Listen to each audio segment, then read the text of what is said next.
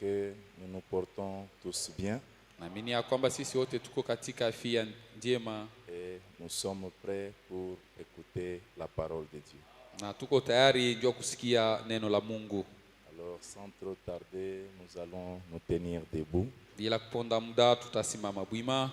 Nous allons ouvrir nos Bibles à notre livre habituel Tutafungulia Biblia katika kitabu chetu cha kila siku.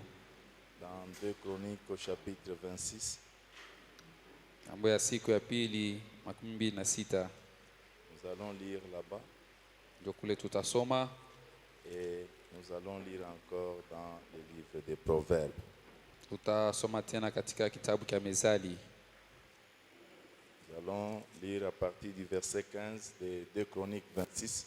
Mambo ya siku ya pili tutaanzia mstari wa 26. La Bible dit, Maandiko inasema à partir du verset 14, kuanzia mstari wa 14, Ozias leur procura pour toute l'armée des boucliers, des lances, Uzia akafanyia kwa jeshi lote ngabu na mamikuki, des cuirasses et des arcs et des frondes. makofia za nguvu.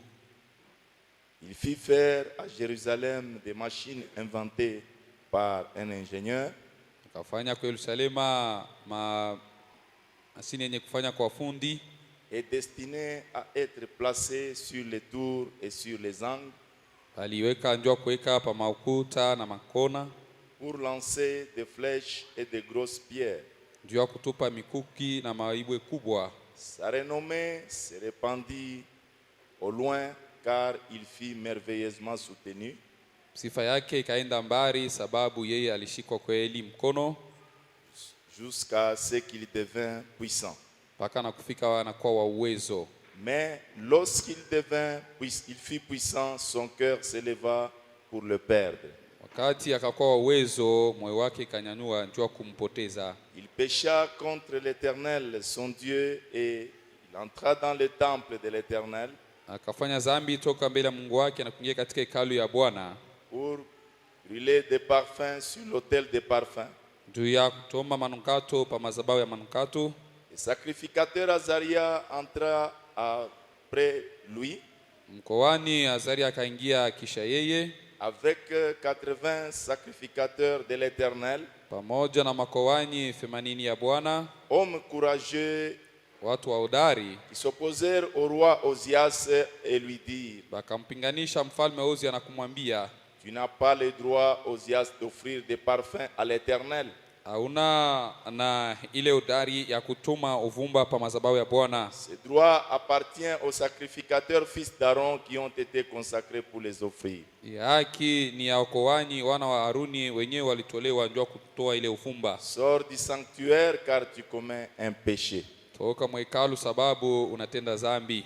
Et cela ne tournera pas à ton honneur devant l'Éternel Dieu. Ila itakuwa kwa heshima yako mbele ya Bwana Mungu. La colère s'empara d'Ozias, Kasirani kamshika Uzia, qui tenait un encensoir à la main, akakamata uvumba kumikono. et comme il s'irritait Tavila alisirika contre les sacrificateurs, msirikia mkoani, la lèpre éclata sur son front en présence des sacrificateurs, ukoma ikaonekana pa uso yake mbele ya wakoani dans la maison de l'Éternel près de l'autel des parfums.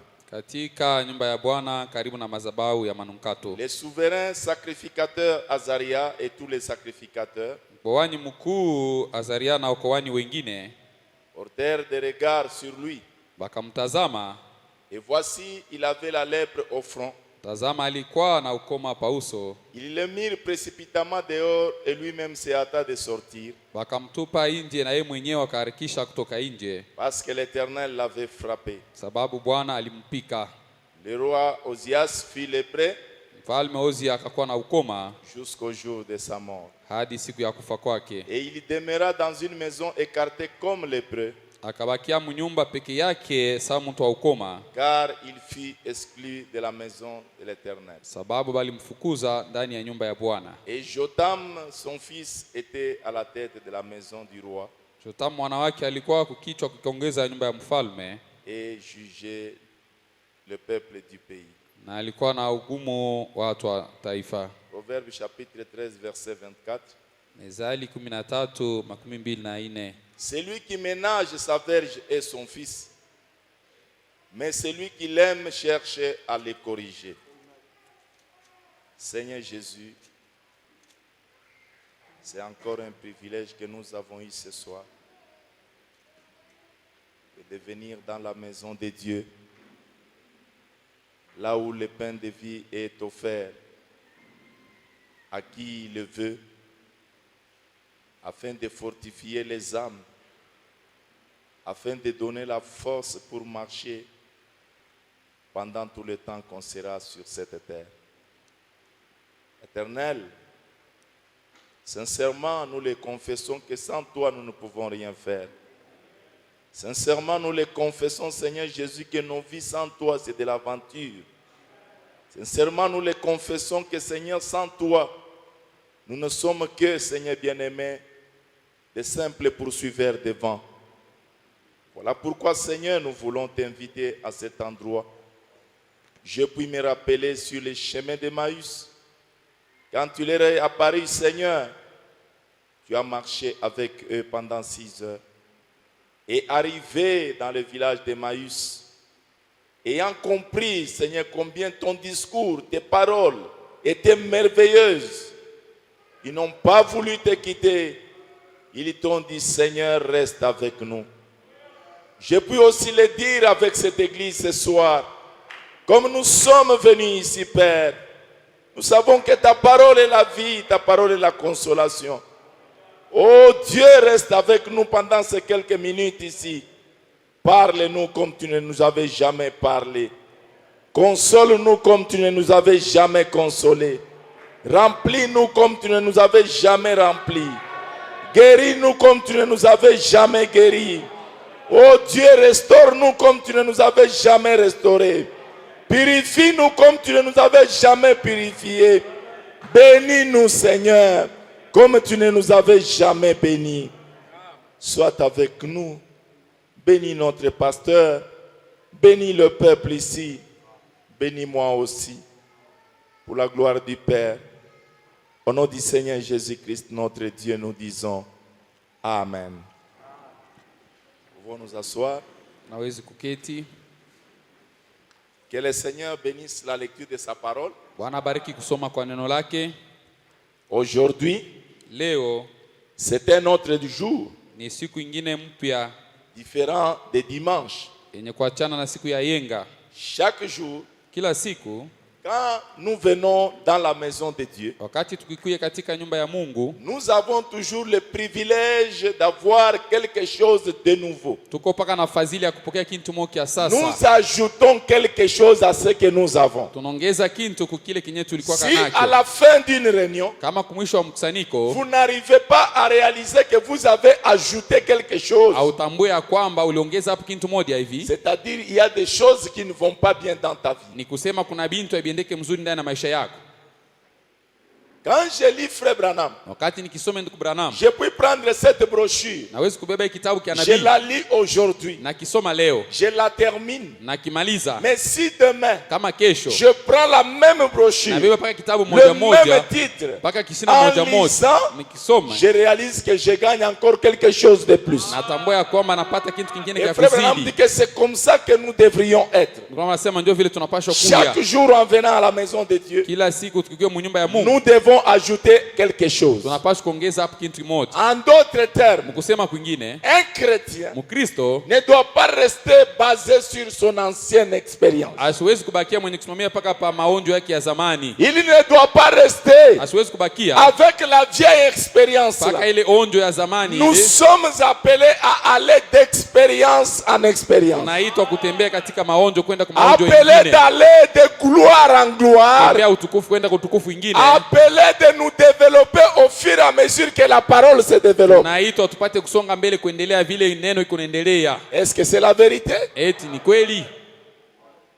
Ce soir, Hii magharibi Nous croyons dans la miséricorde de Dieu. Tunaamini katika rehema ya Mungu. Nous croyons dans la grâce de Dieu. Tunaamini katika neema ya Mungu. Nous croyons que lui qui nous a appelés, Tunaamini ya kwamba yeye aliyetuita, qui a permis que nous soyons ici, aliyeruhusu tupate kuja hapa, il est celui qui permettra eko ule ataruhusu que nous puissions prendre quelque chose dans sa présence. tubebe ko kintu moja katika wapu wake. Nous sommes en train de parler sur nos responsabilités sur la terre. Tunasemea kuhusu mamiziko yetu pa hii dunia. C'est un long thème. Hii ni kisina Ça mrefu, peut prendre même une année. inaweza kuchukua hata mwaka Et nous mzima. essayons de faire ce que nous pouvions Tunapima kwa kufanya kile tunawezi, pour voir qu'est-ce que Dieu veut que nous puissions réaliser. ili tuone nini Mungu anapenda Nous tupate avons vu kufanya. tout au long des jours ici. Tuliona kadri ya masiku Et yote. ça, c'est une question importante. Hii ni ulizo ya maana kabisa. Chacun de nous doit se la poser. Kila mmoja wetu anapaswa Qu'en kujiuliza, venant sur la terre, wakati tunakuwa pa dunia, Dieu, Mungu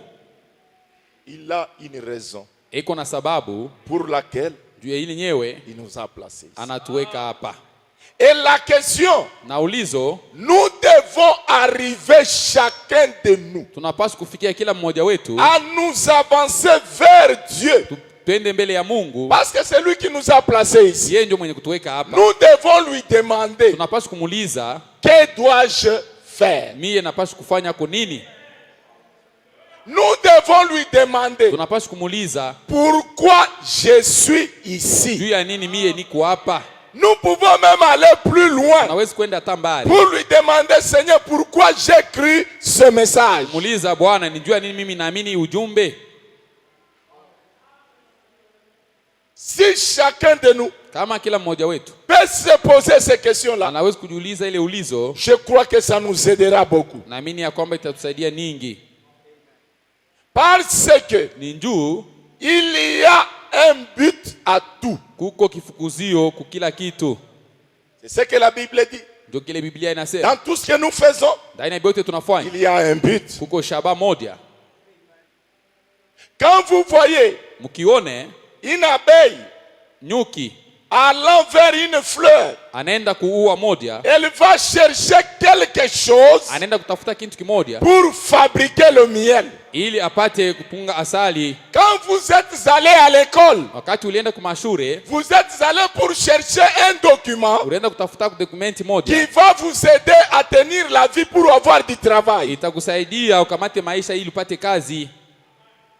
Est-ce que c'est la vérité? Eti ni kweli?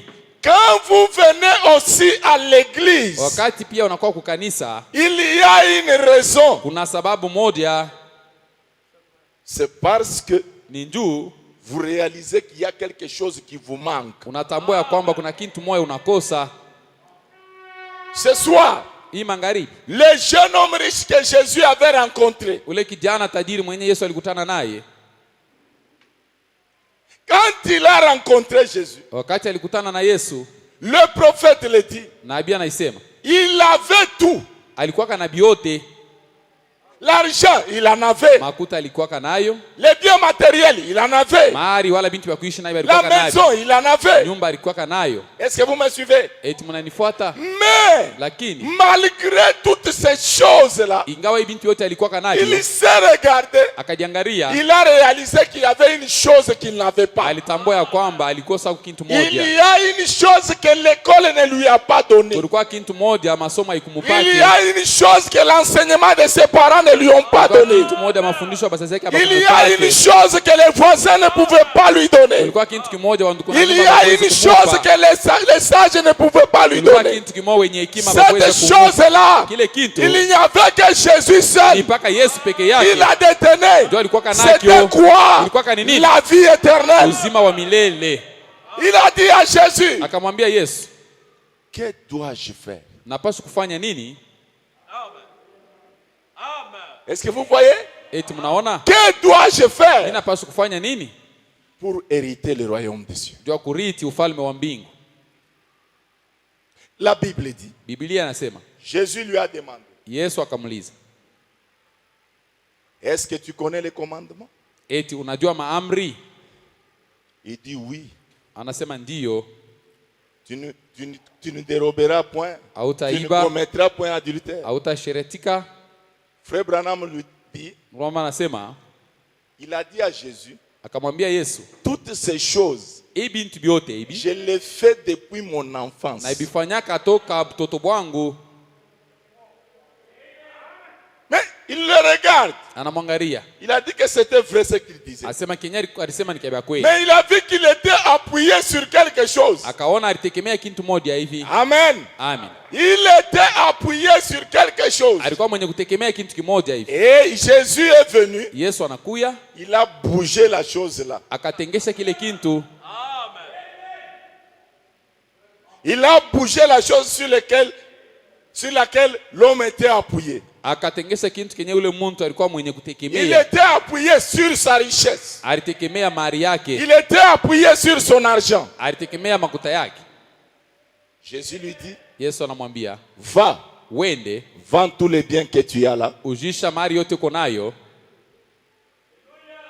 Et prends l'argent. na beba makuta, Va distribuer aux pauvres. ukaburie hiyo bamaskini. Frère Branham dit, Ndugu Branham anasema, s'il lui avait demandé d'aller distribuer l'argent à ceux qui ont l'argent, kama alimuomba akasema kapatie makuta bale balikuwa na à makuta d'autres riches, kwa batajiri bengine, peut-être les jeunes hommes accepteraient. saa zingine ukijana aliweza Parce que kuitika, ces autres riches peuvent aussi lui donner l'argent un jour. ni njoo aba batajiri banaweza kumpatia Mais yeye makuta siku Jésus, il nyingine. voyait où il s'appuyait. Yesu mwenye Il kuona pale est allé dans alitegemea, la profondeur. anaenda katika Il dit, uketo, prends l'argent, anamwambia beba makuta, donne cela aux pauvres. patia hiyo Les bamaskini. gens incapables de lui restituer cet argent. Bato abasta aweza Et les kurudisha jeunes hiyo hommes ont makuta. dit, Kiana ça matatizo. je ne peux pas faire. Hii sitaweza kuifanya.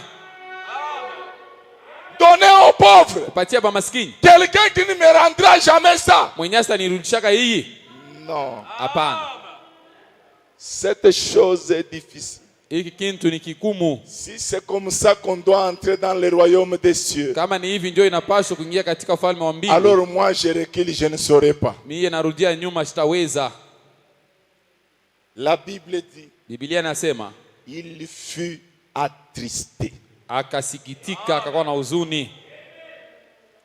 Et pourtant, Ijapokuwa la chose qu'on lui a dite, kintu kenye balimwambia, qui lui faisait mal, kenye kilikuwa na muuma, c'est ça même la chose qui l'introduisait au ciel. ndio kintu kenye kiliweza kumuingiza C'est kumbingu. souvent cela qui nous arrive dans nos églises. Zaidi ndio ile inatukiaka makanisa Un yetu. pasteur va passer ici, Mchungaji mwatapita un hapa, prédicateur va passer ici, mhubiri atapitaka hapa, dès qu'il commence à toucher les choses qui concernent nos vies, akianza kugusa bintu benye kuangalia maisha yetu, les gens batu sont attristés. banakuwa na huzuni. Certaines personnes Batu bengine vont les haïr. batamchukia, Ils peuvent dire n'importe quoi. anaweza kusema izuru nini, Mais aussi longtemps kama tu que la parole Ne. reste parole, inabakia tu neno. tout ce que Dieu dit ici, Yote Mungu anasema hapa, si toi tu te fâches là-bas, wewe kama unashirika kule, il y a quelqu'un au fond là-bas huko muntu kule nyuma, pour qui cela a été destiné. yenyewe ile neno Ça peut balikutumia être hiyo, une seule personne. inaweza kuwa muntu moja tu. Oh mes frères, Bandugu yangu, je lisais Frère Branham ce matin. nilikuwa nasoma Il Qur'ani dit, asubuhi, si je prêche dans cette campagne nikihubiri katika hii mkusanyiko, et que je peux réussir à gagner une seule âme, napima tu kupata kwa nafsi cela me moja, suffit. ile Ce inanyenea. soir, Hii magharibi, si une seule âme kama tu nafsi peut moja trouver consolation inaweza kupata dans faraja ces quelques paroles ici, hii misemo chache hii, cela me suffit. ile inanyenea. Nous sommes sur la terre Tuko pa dunia pour une responsabilité. juu ya kuchukua madaraka La moja, responsabilité d'administrateur, muziko wa kuongoza, un gestionnaire, mwenye kuongoza vitu, quelqu'un qui garde. mtu mwenye kuchunga mali. Tous, Bote nous sommes des administrateurs. tuko benye kuongoza. Et le problème, Mambo c'est de voir comment tu es en train d'administrer ce qu'on t'a donné. ni kuona ngisi kani kurenda na kuongoza benye banakupa. Tu peux avoir été à l'église ici depuis des années, Unaweza kuwa huko mkanisa hamu kuna miaka mingi, mais lakini qu'est-ce que tu fais de ce que tu reçois? unafanyaka nini na benye bila huko unapata? Amen. Amen. Nous venons, on prêche la parole. Tunakuya beko na hubiri neno. Qu'est-ce que tu fais avec cette parole-là? Ile neno unafanyaka nayo nini? Branham dit ceci. Branham anasema hivi. Il viendra un temps. Kutakuwa wakati moja, Chacun de nous kila mmoja wetu devra se tenir devant celui qui l'a placé ici. atasimamaka mbele ya mwenye kumweka hapa. Chacun de nous Kila mmoja wetu devra rendre compte ataleta hesabu de ce qu'il a fait, kwa bila alifanya, de ce qu'on lui avait donné tokea ibenye balimupa comme responsabilité. sawa muziko. Et nous avons vu le prophète dire Tuliona nabii anasema que cette parole, hii neno c'est ça notre responsabilité. yenye muziko yetu, Cette parole, hii neno c'est ça notre héritage. yenye uriti wetu. Frère, Ndugu, sœur, dada, un héritage, uriti on ne joue jamais avec. abachezake nayo. Un héritage, Uriti on ne peut pas l'échanger contre quoi que ce soit. haiwezi kuibadilisha kwa kitu kingine. Un héritage Uriti se transmet inaweza unayambukizia de père en fils. natoka kwa baba inaenda kwa mwana. Amen. Amen. La parole ici, Neno hii c'est notre héritage. ndio uriti wetu. Le message, Ujumbe c'est notre héritage. ndio uriti yetu. Amen. Amen. Quand nous jouons avec, Wakati tunacheza naye nous allons rendre compte. tutaendaka kujibu. Peut-être nous en parlerons le dimanche. Lakini tutaisemea siku ya yenga. Quand vous jouez avec votre héritage, Wakati kunacheza na uriti wako, cela ile va vous amener quelque part itakupeleka fasi moja où vous allez le regretter toute la vie. kwenye utahuzunika maisha yako yote mzima. Amen. Amen. Un héritage, Uriti on le protège. beko naichunga mzuri. Un héritage, Uriti on le garde jalousement. beko nailinda, unaichunga na bwivu. Regardez Naboth. Tazameni Naboti. Naboth avait eu une vigne. Naboti alikuwa na mzabibu. Sa vigne là Ile mzabibu était shamba à côté de la vigne de Akab. ilikuwa kumpembeni ya shamba la Akabu. Akab vient dire à Naboth, Akabu anakuwa kumwambia Naboti, Naboti, donne-moi cette vigne. nipatieko ile mzabibu yako. Je te donnerai beaucoup d'argent. Je te donnerai beaucoup d'argent Nitakupatiaka makuta mingi. contre cette vigne ici. Kwa kama unakinipe hii mimi nakupatia makuta mingi. Naboth le regarde. Naboti akamwangalia. Il dit, oh roi, Anasema yeye mfalme, vis éternellement. ishi milele. Mais la vigne, Lakini mzabibu quel que soit le montant que tu me proposes, hata bwingi ya makuta yenyewe je unaniambia ne peux pas kunipa, te la donner. siwezi kukupa hayo. Naboth, Akab revient, il dit, Akaba anakuwa anamwambia, anasema laisse alors qu'on échange ta vigne avec la mienne. acha tubadilishe shamba yako na yangu. Naboth dit, Naboti anasema cette vigne, hii mzabibu, c'est un héritage hii ni uriti que j'ai reçu de mes parents. napokea kwa bazazi yangu. S'il faut mourir, Kama ni kufa, je mourrai. mimi Mais nitakufa te donner la vie, kukupatia shamba ça yako, je ne le ferai jamais. sitaiwefanya kamwe. On lui a proposé l'argent, Balimwambia kumpatia il a makuta, refusé. On akakatala. lui a proposé une autre vigne, Banamwambia kumpatia Il a shamba refusé. ingine, akatala. on lui a proposé beaucoup de choses Balimlaka bitu bya mingi contre cette vigne-là. kele ya ile shamba. Naboth, Naboti il a refusé. akakatala. Naboth, Naboti il est mort avec sa vigne. akakufa pamoja na shamba Frère. yake. Ndugu, Sœur, dada, ce soir, hii magharibi nous devons être comme Naboth. tunapaswa kuwa sana Naboti. Parce que la vigne de Naboth, Shamba ya Naboti, voici la vigne de Naboth pour nous ce tazameni soir. shamba ya Naboti ndio yetu Ce magharibi. Hii message, ujumbe c'est notre héritage. ndio uriti yetu, Mourons avec l'héritage. tukufenyi pamoja na uriti.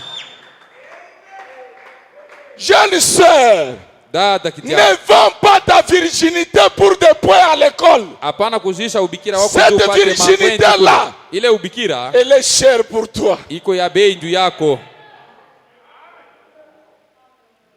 Après Apprenons à nos filles de rester vierges. Tufundishe babinti yetu babakie bikira. On ne peut pas échanger sa virginité Hawezi kubadilisha ubikira contre un wake téléphone Android. kwa simu ya Android, hapana.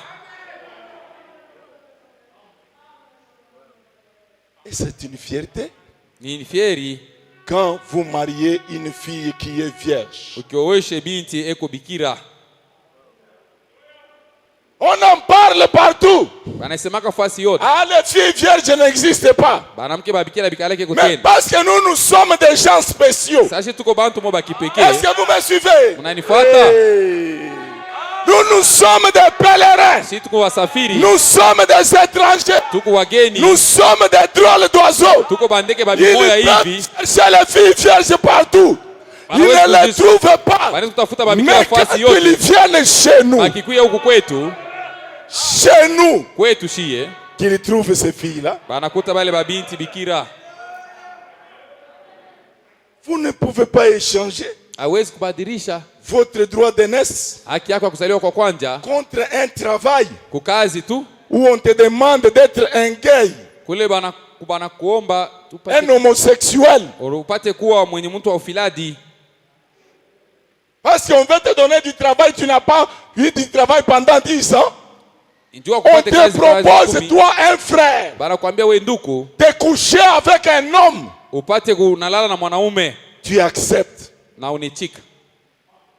Non. Hapana. Naboth a dit, Naboth akasema s'il faut mourir, kama ni kufa je mourrai avec l'héritage. nitakufa pamoja na Ce urithi. Hii soir, magharibi Sion Tabernacle, Sayuni Maskani. s'il faut mourir, Kama ni kufa, nous mourrons tutakufa avec notre héritage. pamoja na urithi wetu. Frère Branham dit, Ndugu Branham dans anasema le message, le consolateur, katika mahubiri mfaridi,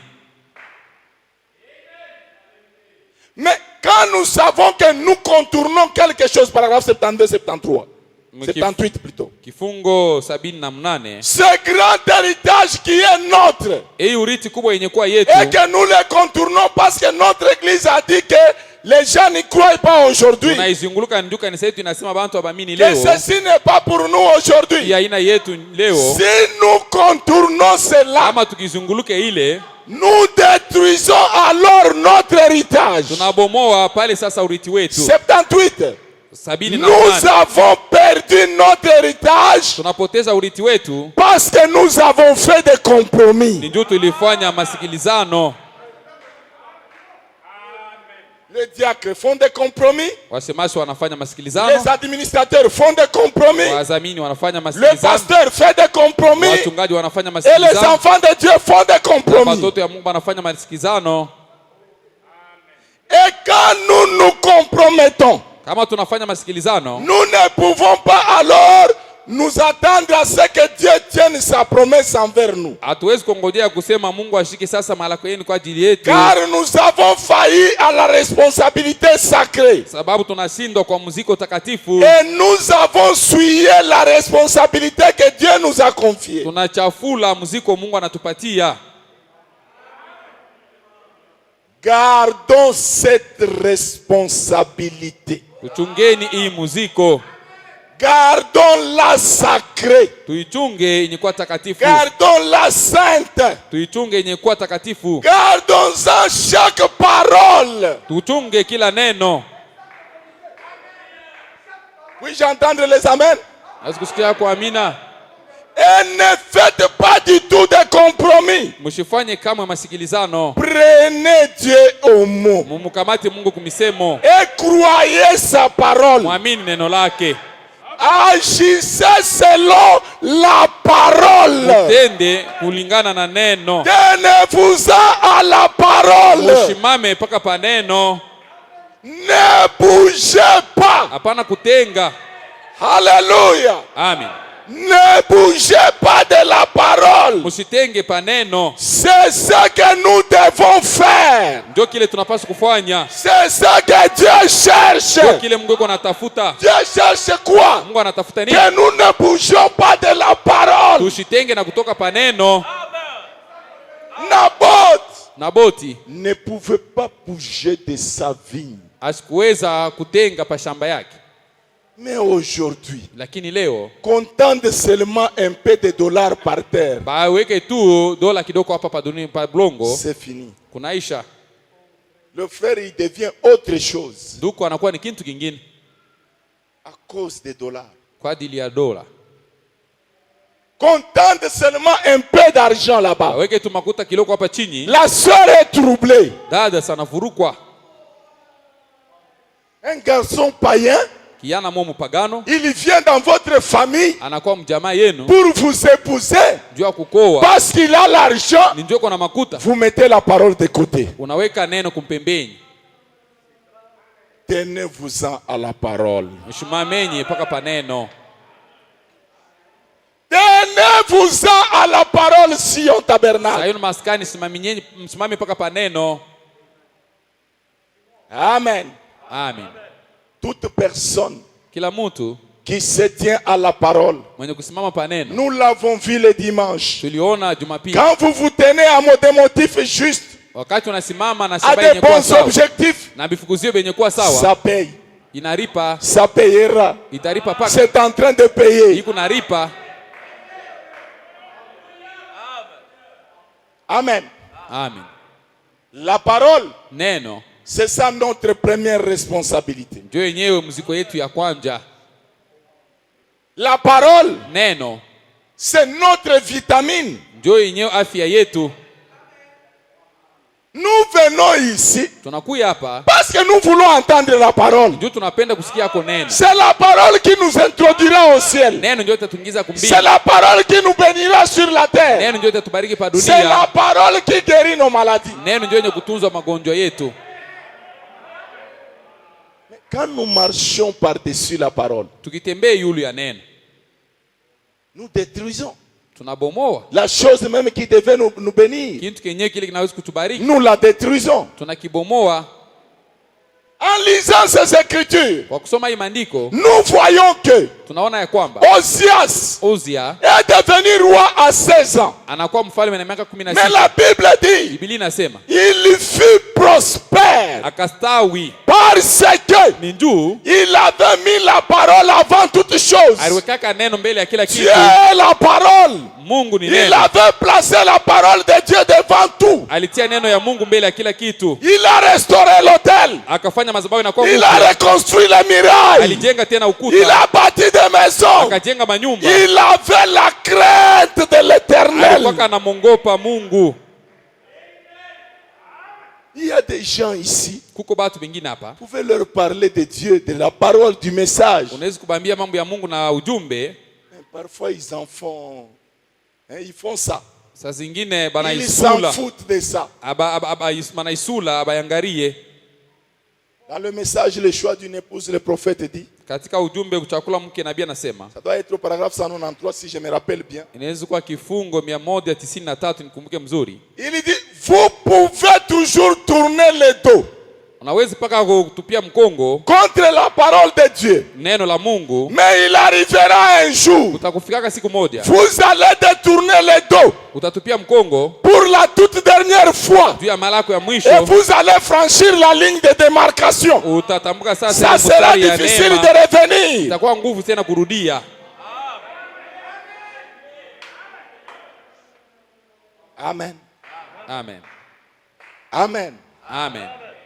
Je ne sais pas pourquoi Dieu veut que je traîne là-dessus. Sijue njua nini Mungu anapenda nikawie pale yulu. Frère, Nduku, c'est très important. iku ya maana kabisa. Vous pouvez vous détourner contre la parole. Nawezi kutupia neno mkongo, Mais un jour, lakini siku moja vous détournerez le dos pour la dernière fois. utatupiaka mkongo njua mara ya mwisho. C'est pourquoi Ndio kwa maana ce qui est important pour nous, yenye kuwa ya maana njuu yetu, ce qui est important pour chacun de nous, yenye kuwa ya mafaa njua kila mmoja wetu, nous devons faire un effort tunapaswa kutumia nguvu yote pour garder la parole sainte. njua kuchunga neno takatifu. Nous devons faire un effort Tunapaswa kutumia nguvu yetu pour protéger la parole njua kuchunga neno au fur et à mesure que nous avançons. wakati yote ile tukunatembea. Parce que Ni njuu, c'est la parole ni neno qui nous donne la position que nous avons aujourd'hui. inatupatia msimamo ile tuko nayo leo. Ce que vous pensez être aujourd'hui là, kile unawaza kuya leo hiki ça vous a été donné par la parole. ilikupewa tu ni kwa neno. Amen. Amen. Frère Branham dit, Ndugu Branham anasema au paragraphe 33 du message, ne t'appuie pas sur ton intelligence. kifungo 33 ya ujumbe, hapana kutegemea akili yako. Bon, vous pouvez mourir, Nawezi kufa, mais après quoi vient le jugement? kisha hukumu inakuya. Et Dieu ne va pas vous demander combien vous avez étudié Mungu asitakulizaka ulijifunza quand vous étiez sur la terre. wakati uko hapa dunia, Combien de connaissances vous avez acquises maufamu ngapi yenyewe quand ulipata vous étiez sur la terre? wakati ulikuwa hapa dunia. Si vous avez obtenu votre licence en lettres ou quoi, Kama ulipata lisansi yako katika ou maandiko au le diplôme que vous avez pu obtenir, au mashahada yenyewe ulipata, Dieu ne va pas vous demander même ce que vous avez eu en tant que prédicateur. Mungu asitakulizaka kenyewe ulipataka sawa mhubiri, hapana. Ce n'est pas sur ça qu'on vous demandera des comptes. Aina yule ya ile batakuomba hesabu, hapana. 34. 34. Mais Lakini on vous demandera des comptes batakuliza hesabu sur ce que vous avez fait, yule ya bile ulifanya, de ce que vous compreniez de la parole de Dieu, ya bile ulikuwa naelewa toka neno la Mungu, de ce que vous compreniez de la parole de Dieu. toka bile uko naelewa neno la Mungu. C'est là qu'on vous demandera des comptes. Jo ile batakulizaka. Ce sera ça l'exigence. Ndio ile itakuya kanuni. Votre instruction, Majifunzo yako c'est bien, ni mzuri, mais la parole de Dieu, neno la Mungu c'est la vie. ndio ile uzima. Ma parole Neno langu est vie. iko uzima, Et la connaître, kuijua c'est la vie. ndio ile uzima. Connaître la parole, Kujua neno ce n'est pas connaître dans la tête. haina kuijua tu mkichwa, hapana. Connaître la parole, Kujua neno c'est vivre la parole. kuishi neno. Amen, Église. Amen. La grande responsabilité, Muziko kubwa, la chose même kintu kenyewe qui fait de nous kenye kutufanya ce que nous sommes aujourd'hui, kile tuko leo c'est cette parole. ni hii neno. Osias Uzia l'a placé en premier. aliitia mbele ya yote. Osias Uzia a respecté la parole. akiheshimu neno. Osias Uzia a donné à la parole la première place. akapatia neno fasi ya kwanza. Et le prophète nous dit, Nabii anatuambia, notre précieux frère, ndugu yetu wa damani il dit ceci. anasema hivi, Écoutez ceci, Église. fuateni hii kanisa. Influence de notre. Mvuto ya mtu mwingine Prêchez yenye kuhubiri. le 13 octobre 62. 13 Oktoba 62. Vous êtes avec moi? Muko nami pamoja? Paragraphe 71. Kifungo 71. Souvent, Kila wakati dans une église, ndani ya kanisa moja, kanisa moja, une petite église, kanisa moja mdogo fait avoir un réveil, inapenda kuwa na uamkisho, peut avoir un réveil inaweza kuwa na uamkisho, en cours. iko natembea. Quelqu'un désirera aller à un certain endroit Mtu mmoja atapenda kwenda pafasi moja hivi pour y tenir une réunion de prière. ndio kufanya kwa mkusanyiko ya maombi. Et alors, Basi il y a une idée différente de ce que la Bible enseigne vraiment. kuko mawazo tofauti na ile Biblia iko Et nafundisha. malgré tout, Ingawa yote il le croit ainsi. banayamini hivi, Alors, basi il commencera à user de son influence pour en attirer d'autres et les éloigner de cela. ataanza kutumia mvuto yake ndio kokota bingine na kubatosha mbali, kubachofesha mbali na ile. On est ensemble? Tuko pamoja. La chose à faire, Kitu cha kufanya c'est de protéger ce message. ni kutunga hii ujumbe, Protéger le message kutunga ujumbe au fur et à mesure qu'il avance. wakati yote ile kunaendelea mbele. Restez parfaitement avec cela Baki yenye hakika na ile, et repoussez tout ce qui est autour de cela. sukumenyi mbali vyote venye kwa kando kando na ile, Protéger ce message. kutunga hii ujumbe. Frère Branham donne l'exemple. Bwana analeta mfano des joueurs de ballon ya benye kucheza mpira dans une même équipe. benye kwa mtimu mmoja. Il dit, Anasema, regardez, angalieni, quand nous sommes dans une même équipe wakati tuko katika timu moja, et que l'un des membres a le ballon, mmoja wetu eko na kabumbu, si nous sommes vraiment une bonne équipe, kama tuko tu timu moja mzuri, pendant qu'il a le ballon, wakati eko na kabumbu, c'est que nous autres qui sommes à côté de lui, she bengine benye kwa pembeni yake, nous faisons, kile tuko nafanya, nous les protégeons. tukuna mchunga, Nous protégeons celui qui a le ballon, tunamlinda mwenye kwa na kabumbu, afin que le ballon n'aille pas chez l'ennemi. hii kabumbu ishende kwa adui. Est-ce que vous me suivez? Eti mnanifuata? En protégeant celui qui a le Kwa ballon, kumchunga mwenye kwa na kabumbu, nous protégeons en même temps le ballon. tukuna chunga na kabumbu kenyewe. Et le message, Na ujumbe c'est notre ballon. ndio kabumbu yetu, Nous devons aller avec jusqu'à la fin. tunapaswa kwenda nayo mpaka kumwisho. Osias, Uzia quand il a pris Dieu, wakati mbeba le Mungu message, ujumbe, la Bible dit, Biblia inasema du temps wakati de ce prophète-là qui était en son jour, ya wale wanabii balikuwa masiku yake, et Osias Uzia a respecté la parole de Dieu. akiheshimu neno la Mungu, Et Dieu l'a béni pour cela. Mungu akambariki juu ya ile, Il a construit akajenga des villes. mamiji. Il avait des ingénieurs qui ont fabriqué des lanceurs d'obus. Alikuwa na mafundi benyewe bakafanya ile mauvumba. Amen. Amen. On a fabriqué des chars de combat Bakafanya ile magari ya kupikana nayo qui vita, pouvaient rouler sur les murailles. iliweza kutembea yule ya ukuta. Sa renommée était devenue grande. Sifa yake wala kavumu ikakuwa kubwa. Pourquoi? Juu ya nini? Il avait mis Dieu en premier. Alimweka Mungu mbele ya kila kitu. C'est très simple. Iko tu mwepesi tu. Parfois nous alourdissons la chose. Saa zingine tunafanya kitu kinakuwa buzito. C'est très simple. Iko tu ya kupepelo tu. Mettre Dieu en premier. Kumweka Mungu mbele ya kila kitu. Et la bénédiction Na baraka le suivait. ilikuwa namfuata. Il n'était pas le premier. Asiku yake wa kwanza, Regardez ce que Dieu a dit à Moïse. tazameni kile Mungu alimwambia Musa. Dans Proverbes et dans Deutéronome chapitre 28. Kumbukumbu 28. Dieu dit à Moïse, Mungu anamwambia Musa, dis aux enfants d'Israël, ambia watoto wa Israeli, lorsque tu entreras dans ce pays-là wakati utaingia katika ile mudi et que tu mettras en pratique na ukitumie les commandements maamri que je te prescris aujourd'hui yenye na kuandikia leo, et que tu observeras mes ordonnances, na ukishatazama makanuni yangu, moi Dieu, mie Mungu, je serai l'ennemi de tes ennemis. mimi nitakuwa adui wa maadui bako.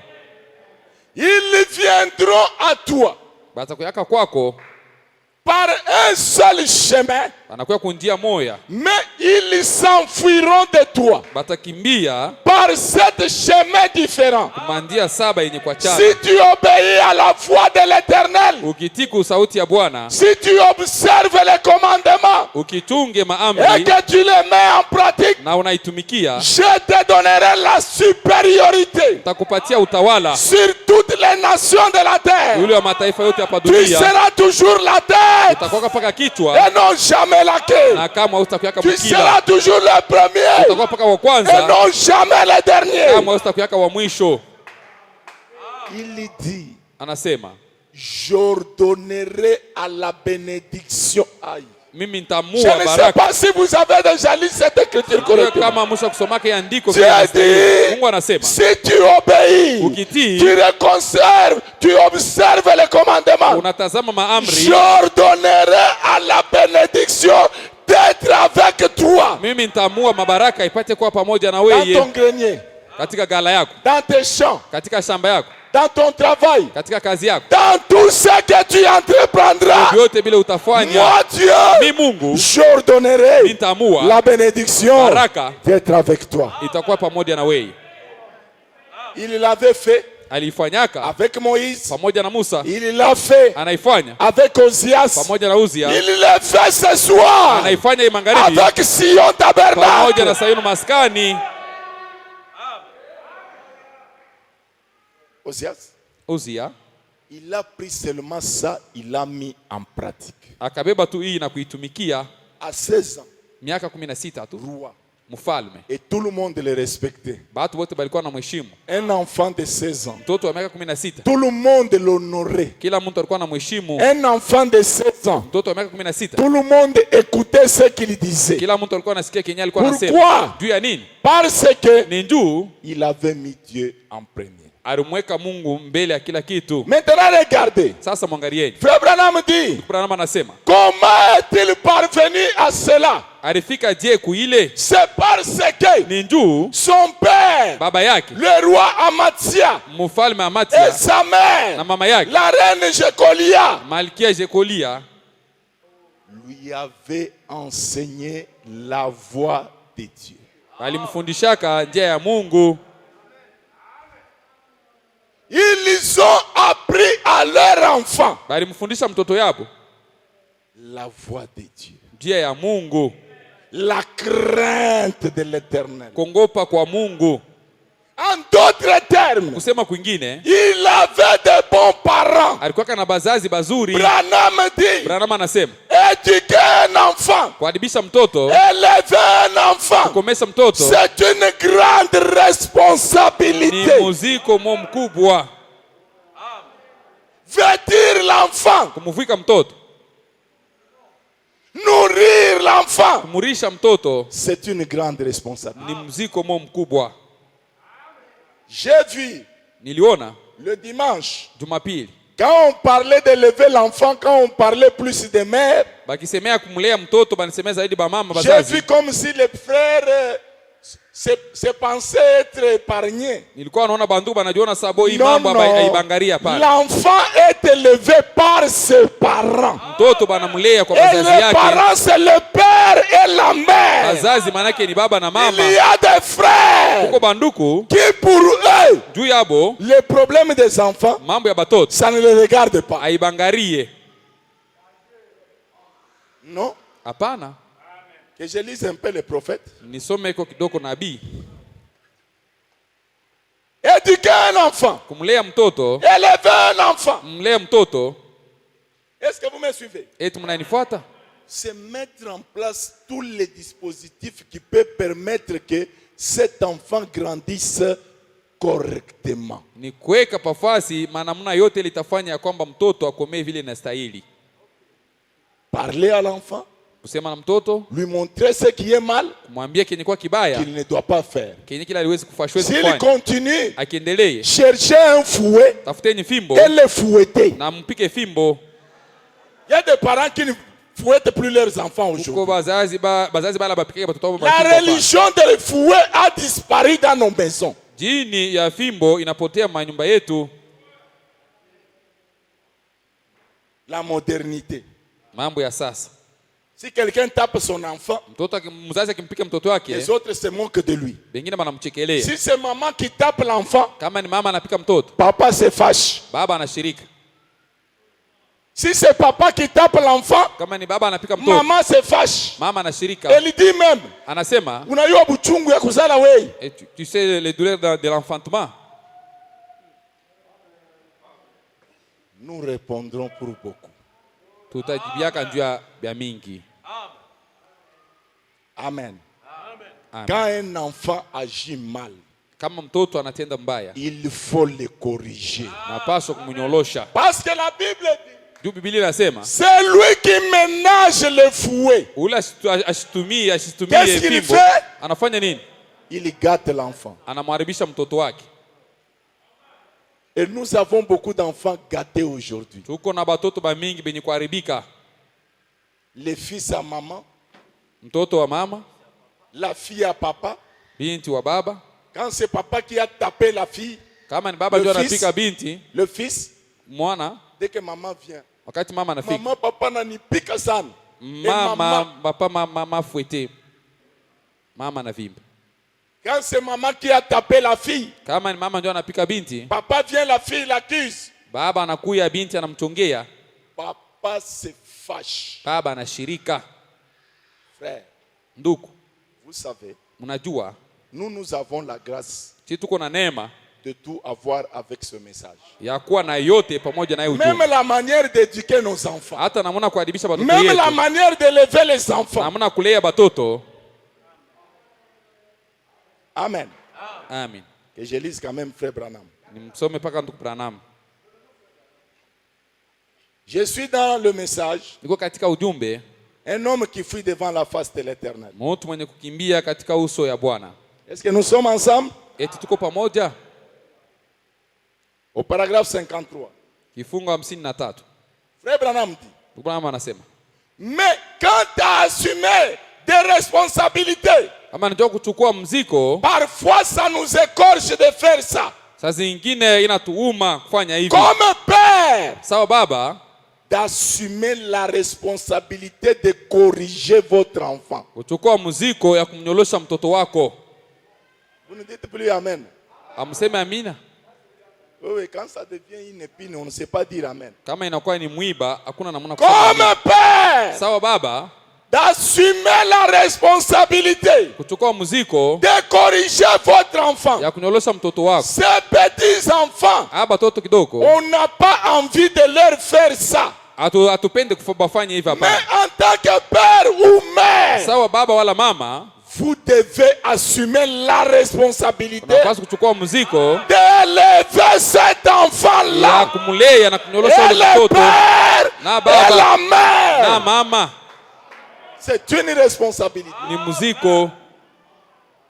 Vous voyez l'enfant en train de mal agir. Unaona Vous dites à mtoto, votre femme, regarde votre fille ici. unaona mtoto kuna fanya mbaya, unamwambia mke wake, akisema angalia mtoto wako mwanamke huyu, Elle devient sa fille. anakuwa ndio mtoto wake, Juu anafanya mubaya. parce que elle a Kama maladie. anafanya mzuri, Si elle fait bien, elle devient maintenant la fille à papa. pale anakuwa mtoto wa baba. L'égoïsme. Choyo C'est votre fille. ni mtoto wako Vous ne mwanamke, pouvez pas la voir mal agir. hawezi kumwona anafanya Au mbaya, lieu de lui parler, pale pa kumwambia angalia mtoto yako. nasema regarde ta fille. Vous devez assumer la responsabilité d'élever cet enfant. Unapaswa kuchukua mzigo ya kumlea ule mtoto, Parce que la Bible dit, juu Biblia inasema qui aime bien, mwenye anapenda mzuri châtie bien. anapilipiza mzuri, Et ça tient encore bon aux yeux na inasimama tena mzuri kumancho. de chaque psychologue qu'il y a au monde. Kila msikologi wote mwenye kwa mudunia, Ça reste toujours la vérité de Dieu. inabakia paka ukweli ya Mungu. Corriger un enfant, Mnyolosha mtoto c'est la vérité de Dieu. ni ukweli ya Mungu. Amen. Amen. Si on avait appliqué un peu de plus cela, Kama tulitumia kutu ya kuzidia ile, on n'aurait pas eu tant de délinquance juvénile hatukuweza kupata kuwayawaya kwa batoto hapa et ces histoires na hii mabintu hivi et cette pourriture qu'on a dans le monde aujourd'hui. na hii buchafu ile tuko nayo mudunia leo. La vieille règle d'or, Ile kanuni ya zabu ya mais zamani, la vieille règle d'or du foyer kanuni ya zabu ya nyumba a été transgressée. bali ivunja. Il y a longtemps, Kuna wakati moja on a laissé, banacha on laisse les enfants faire tout ce qu'ils veulent. banacha batoto banafanya bote bila banapenda. Et papa ne dit rien. Baba ashiseme kintu, Et maman ne dit rien. mama ashiseme kintu. En quoi sommes-nous différents des gens du monde? Tunachana kunini na bantu wa Le mudunia? message de Frère Branham Ujumbe ya ndugu Branham est venu pour nous donner une autre nature. inakuwa njoo kutupatia tabia ingine ya sasa. Souvenez-vous, Kumbukeni qu'Abraham s'est séparé totalement. wakati Ibrahim aliachana wote mzima, Dieu est venu. Mungu anakuya. Mes sœurs, Dada yangu, vous prêchez le mystère, c'est bien. mnahubiri masiri ni mzuri, Mais la vie uzima, que vous menez maisha ambayo unaishi montre ce qui est en vous. inaonesha kenye kuwa ndani yako. Votre vie, Maisha yako elle parle plus fort que vos paroles. inasema nguvu kushindia Et le misemo yako. christianisme, Ukristiani ce n'est pas ce que tu dis, haina bile mais unasema, c'est ce que tu fais. ni bile wewe unafanya. La règle d'or Kanuni ya zabu dans nos maisons, manyumba yetu elle a été transgressée. banaivunja. Nos enfants Batoto yetu font du n'importe quoi. wanafanya izuru nini? Branham dit, Branham anasema dans leur maison, manyumba yapo il y avait un fouet mulikuwa ka mfimbo moja suspendu à un clou. benye kuweka kumsumari Derrière la porte, nyuma ya mlango. on appelait cela les 10 commandements. Balikuwa naita ile maamri 10. Cela a disparu de nos maisons. Ile inapotea manyumba yetu. Vous voyez un enfant Unaona mtoto en train de mal agir. eko natenda mbaya, Vous entendez maman qui dit, unasikia mama anasema, Annie, hein? ani C'est pas bien ce que tu fais là. vile unafanya haina mzuri, Elle ne gronde pas. asimfokeye. Nos enfants aujourd'hui, Watoto wetu leo ils ne connaissent pas comment papa gronde, comment maman gronde. abai wake vile baba anafokeaka na mama anafokea. Ce sont des enfants abandonnés à eux-mêmes.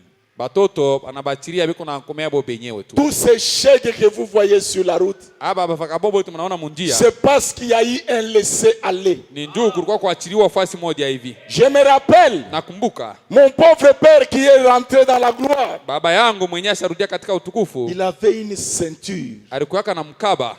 Il est ma ceinture ya kushuka hivi. Et quand on bouge, quand vous avez seulement fait quelque chose là, Ukifanya tu kitu kimoja hivi, rien que t'appeler seulement viens au salon, kukuita tu kusema kuya msalomo, toi-même tu commences déjà à te demander. wewe mwenyewe unaanza kujiuliza. Demande à tes frères. Unauliza banduku yako, Shérif Ananita, mille fois Annie. papa m'appelle Serif, qu'est-ce que j'ai fait? C'est nous qui appelons papa shérif. Ndio tunaanza kumuita baba Serif. Mille fois Annie. Mimi nafanya nini? Maman, qu'est-ce que moi j'ai fait? Mimi nafanya nini? Mais papa m'appelle pourquoi? Baba ananitia kwa nini? Vous trouvez déjà la ceinture là en train de faire ça. Unakuta ile mkaba ile kuna itengesha vile. Nasema kuya hapa. Moi ici j'étais turbulent à l'enfance. Mie mtoto nilikuwa Quand sababu papa kukulu. dit n'allez pas jouer au foot, Baba akisema usiende kucheza kabumbu, dès qu'il disparaît, moi akisapotelea, aussi je disparais. mimi na mimi napotea.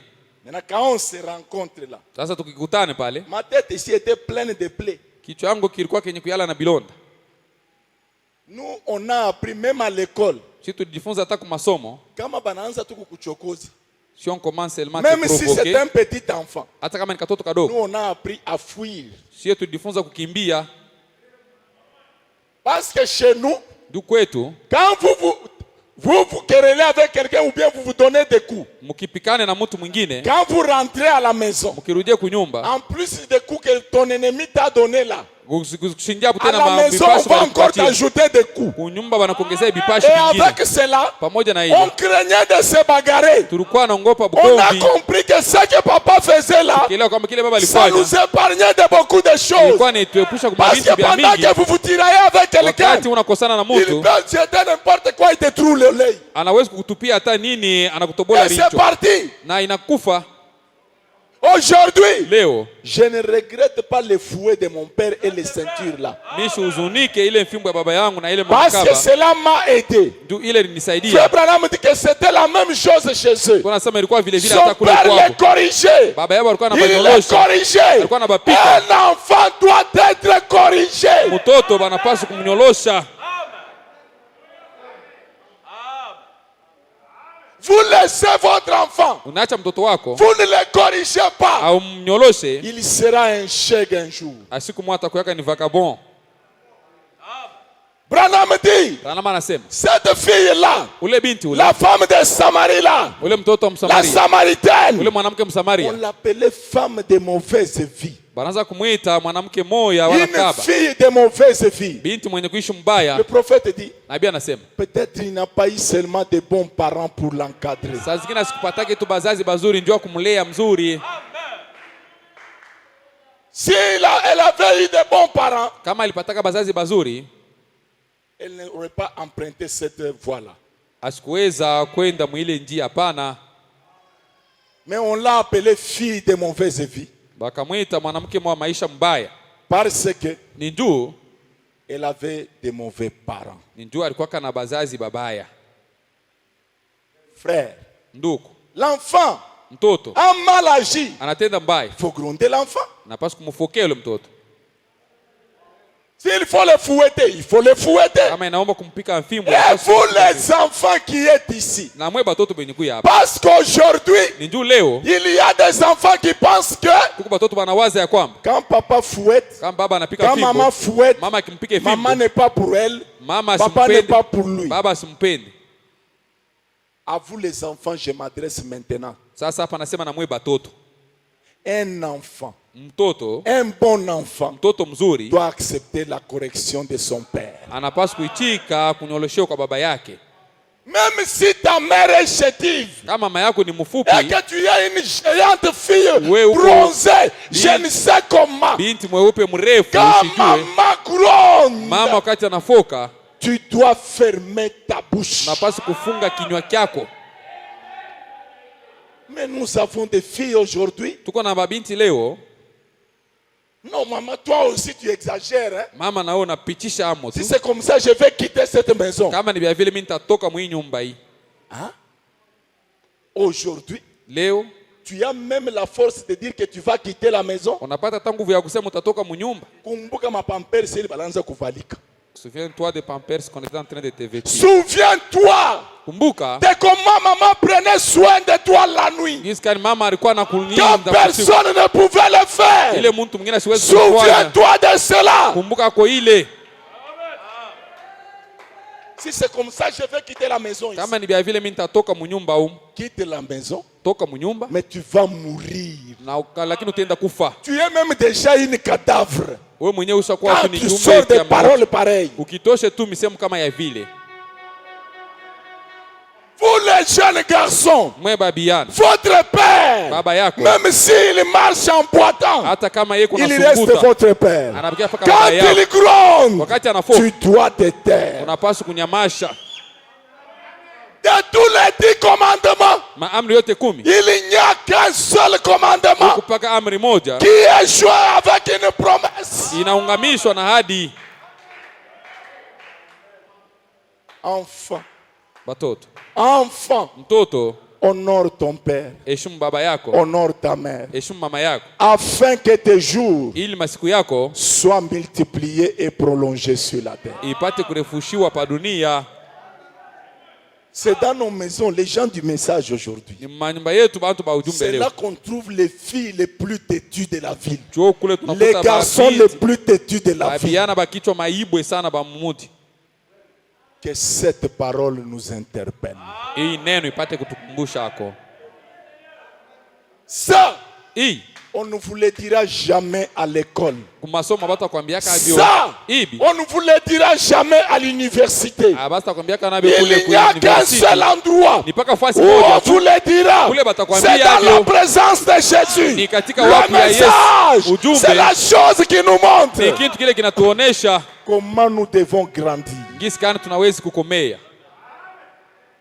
J'ai continué à respecter mon père. Niliendeleaka paka kumheshimu baba yangu. Malgré mes études, malgré quoi, Ingawa vile nilijifunza hata nini, j'ai continué à le respecter jusqu'au jour où il a quitté la terre. niliendeleaka paka kumheshimu paka kufika siku yenyewe alitoka pa dunia. Je crois que si mes jours sont prolongés jusqu'à ce jour, Naamini kwamba kama masiku yangu c'est yanarefusha parce hata que kufika leo. j'honorais mon père et ma Nilikuwa mère. namheshimu baba yangu na mama Enfin, yangu. honorez vos parents. Watoto mheshimu Vous wazazi serez yenu, bénis pour cela. mutabarikiwa juu ya ile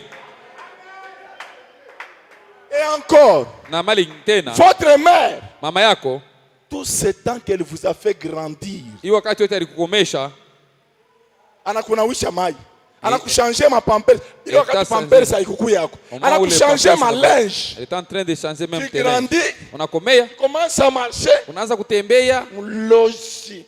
Sorcière, Frère, ndugu, parce que tu as l'argent ndugu aujourd'hui, na makuta leo, ta mère est devenue une sorcière. mama yako anakuwa mlozi.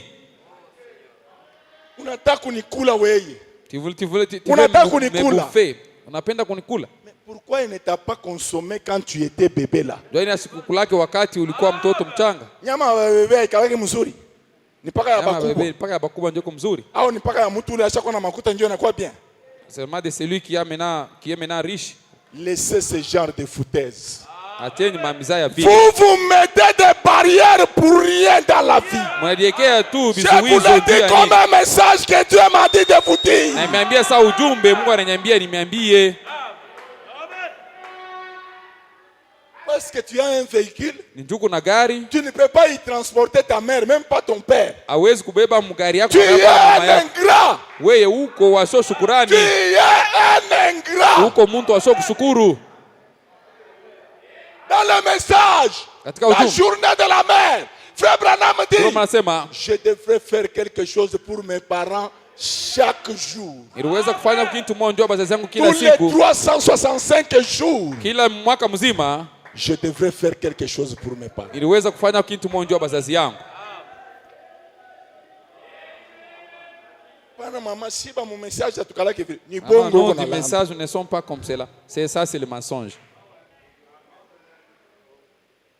Non, on a dit que nous ne devons pas communier avec vous. Unaima mama Anasema kubitu. si Au hatuwezi nom du kushika message. avec moi, tu prives ta maman Non, quelque non. chose, mjina ya ujumbe. C'est Hapana. seulement l'égoïsme qui est en toi. Ile tu ni Hapana kulandia choyo message. iko ndani yako. Frère, Ne dis pas apana que c'est le kulandia message. Mon frère, Le ne dis pas que message c'est le n'a message. jamais dit qu'on ne peut pas donner quelque chose à ses parents. Ujumbe yeye asemaka ya kwamba huwezi kupatia watoto wako kitu.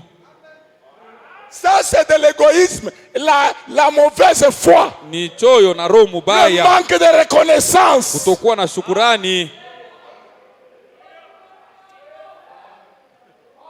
Je sens l'esprit qui me dit qu'il y a beaucoup de gens de ce genre ici. Nasikia roho inaniambia sema kuku bantu ba vile ba mingi beko hapa. Même si ton père est païen, Kama baba yako il ataka reste ton père. anabakia paka baba Il yako, reste ta mère. anabakia njo mama Est-ce que vous yako. dites amen là-bas? Kule mnasema amina.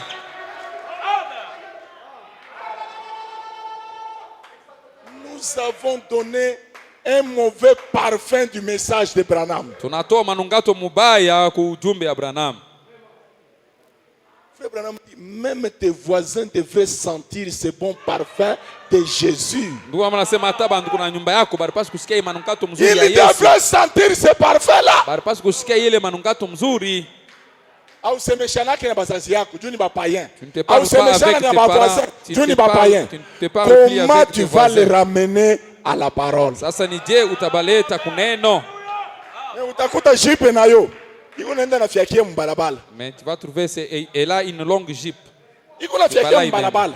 Balai même en cours de route. Frère Nkote aisha kufika na umu. Le La frère, Bible la moi veste, mwenye basha kuandika Dr. Scofield. avec une Bible qu'on a écrit Dr. Scofield.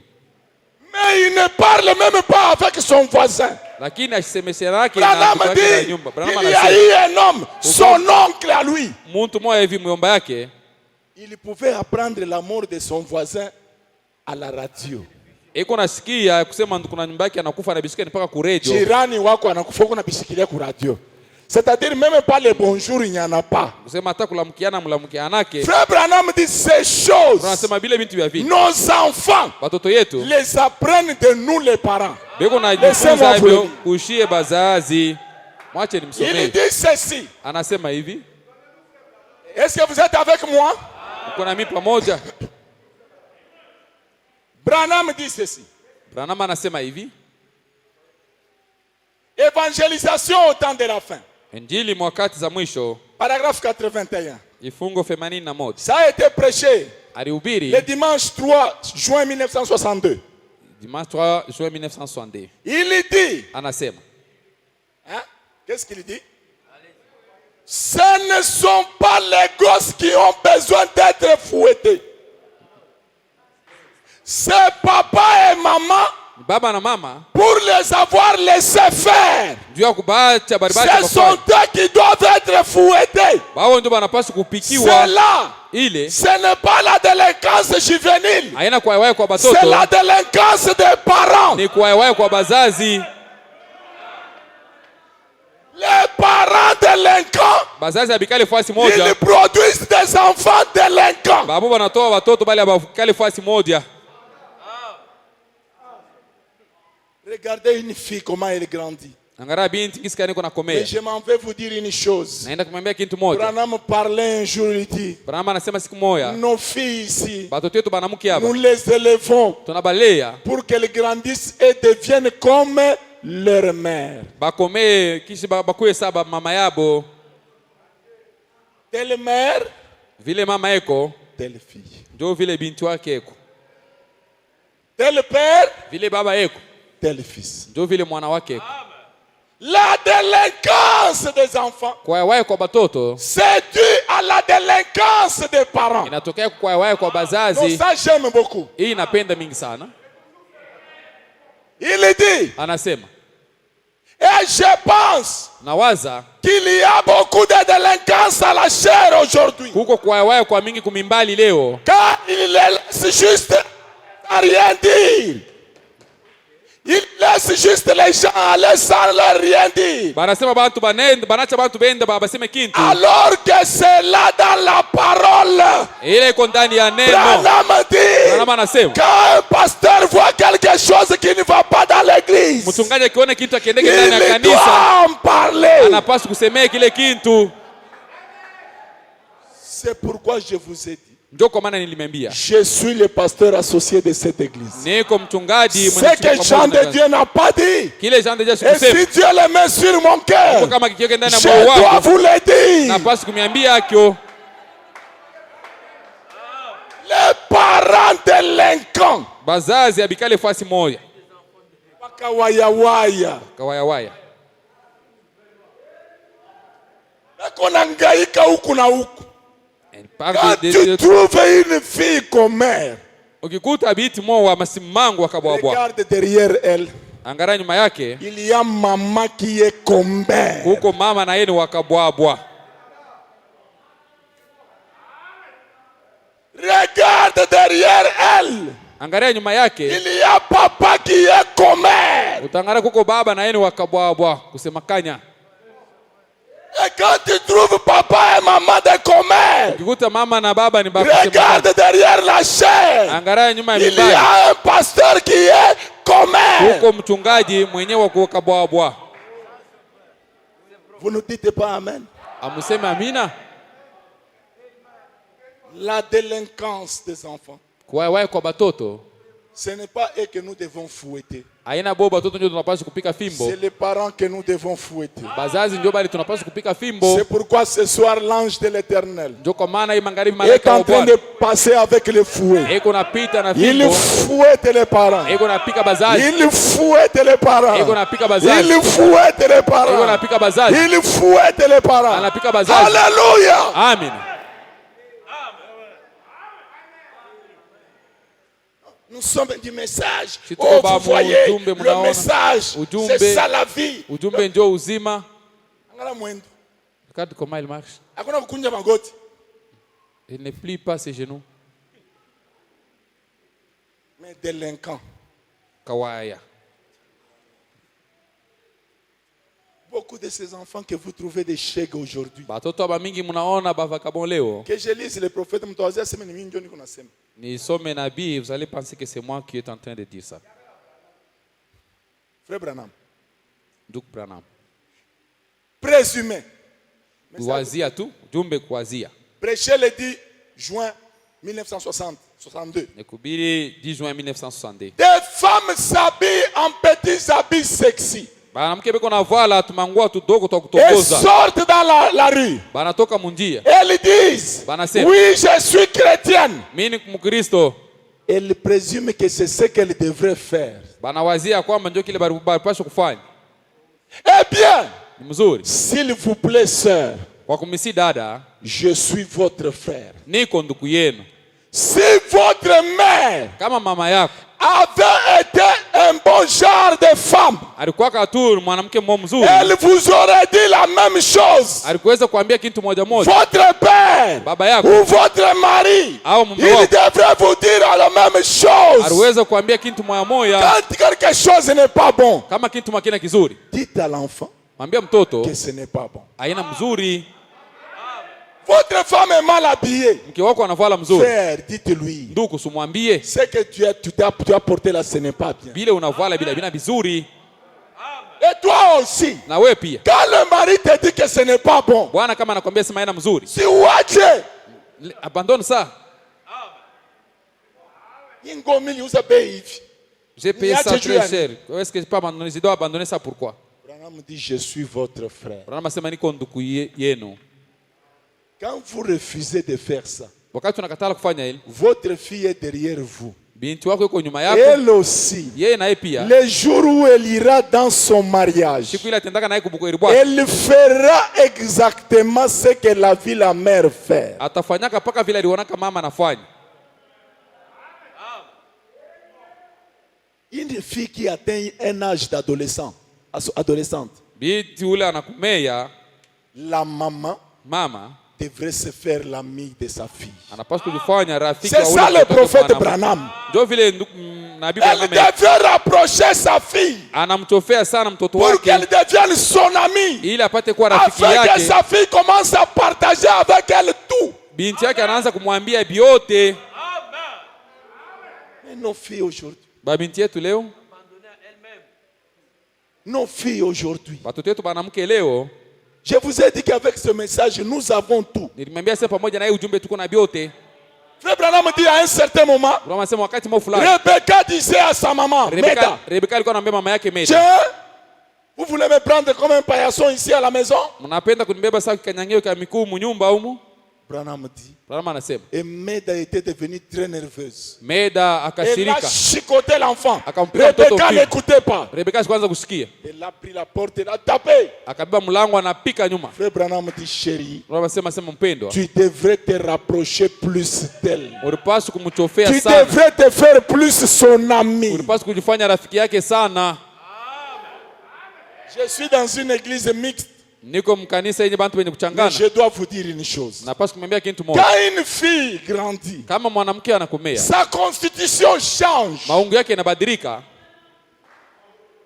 Maman mama doit être capable de faire asseoir la fille là-bas, lui dire, chérie, anapaswa kuwa na mawezaji ya tu vois kukarisa ça, mtoto pale, tu kumwambia vois ça, unaona hiki, tu vois ça. unaona hiki, unaona kile. c'est ça une bonne mère. Ndio vile ule mama mzazi mzuri, Elle l'envoyer chez la grand-mère. hapana kumtuma kwa nkabwa Branham yake. dit, Branham anasema nos enfants doivent grandir ensemble avec nous. batoto yetu banapaswa kukomea pamoja na siye.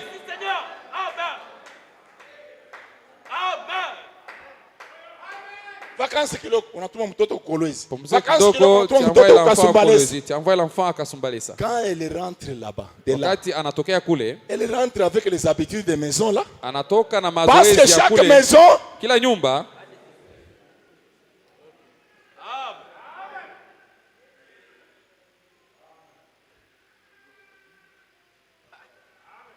vous aimez les prophètes?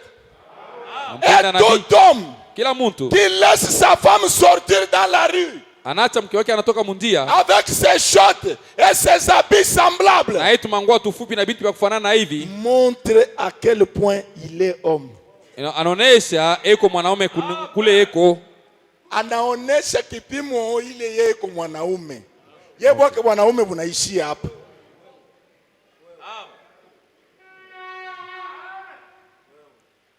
Comment un homme Bwana tu peut échouer de rapprocher sa femme pour dire ce que tu as porté si ce n'est pas, c'est transparent. anashinda kumchofesa mke wake, namwambia hivi unavala biko saka nyingio.